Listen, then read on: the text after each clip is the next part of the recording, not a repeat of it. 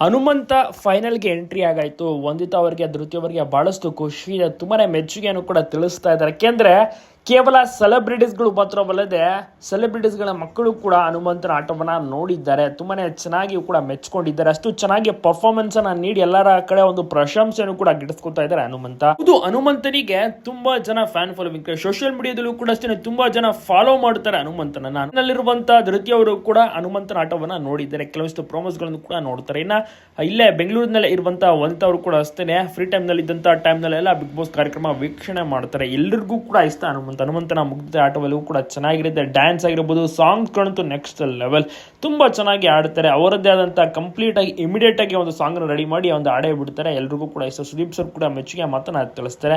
S ಹೌದು, ಹನುಮಂತ ಇದೀಗ final entry ಕೊಟ್ಟಾಗಿದೆ. ಟಿಕೆಟ್ ಫಿನಾಲೆ ಪಡೆದುಕೊಂಡಿದ್ದೆ. ಮೊದಲ ಸ್ಪರ್ಧೆ ಅದುವೇ ಹನುಮಂತನನ್ನ ತುಂಬಾ ಜನ ಇಷ್ಟಪಟ್ಟು ಇಲ್ಲಿ ತನಕ ಕರ್ಕೊಂಡ್ಬಂದು ಬಿಟ್ಟಿದ್ದಾರೆ. ಹನುಮಂತ ಈಗ ಫಿನಾಲೆ ಟ್ರೋಫಿಯನ್ನ ಗೆಲ್ತಾರ, ಏನಾಗುತ್ತೆ ಕಾದ್ ನೋಡಬೇಕು.